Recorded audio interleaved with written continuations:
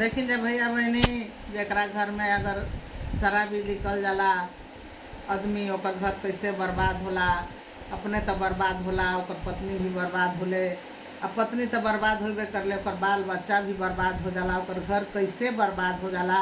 यही से कहतानी कि भैया बहनी भैया लोग दारू मत पी जा, घर में अपना बाल बच्चा के बढ़िया से पढ़ाई जा, लिखाई जा, घर के खुशहाल रखी जा, अपन परिवार के भी बढ़िया से रखी जा कि ताकि आए वाला पीढ़ी के दुख न होखे। यही पर एगो हम भजन गावतानी। हमार भजन अच्छा लगी तो लाइक सब्सक्राइब जरूर करब जा, कमेंट में जरूर लिख के डालब जा।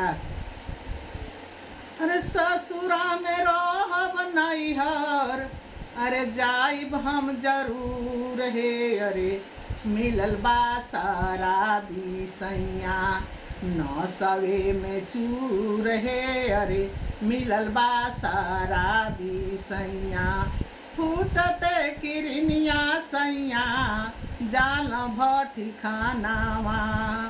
बोतल से प्रेम उनका, बोतल से प्रेम उनका, चिखना में चनाचूर हे। अरे मिलल बा शराबी सैया, न सवे में चूर हे। अरे मिलल बा शराबी सैया, फूटते किरनिया सैया, जाल भट्टी खानावा।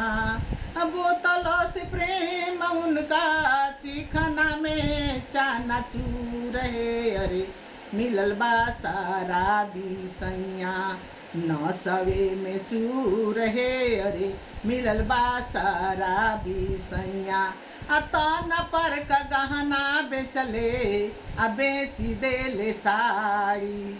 तन पर का गहना बेचले, बेची देले साड़ी।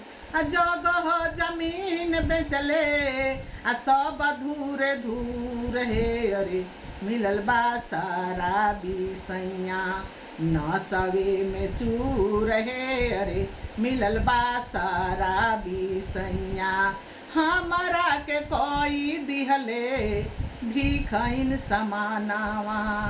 हमारा के कोई दिहले भीखैन समानावा। घरवा में जूटत नइखे भर पेट भोजनिया।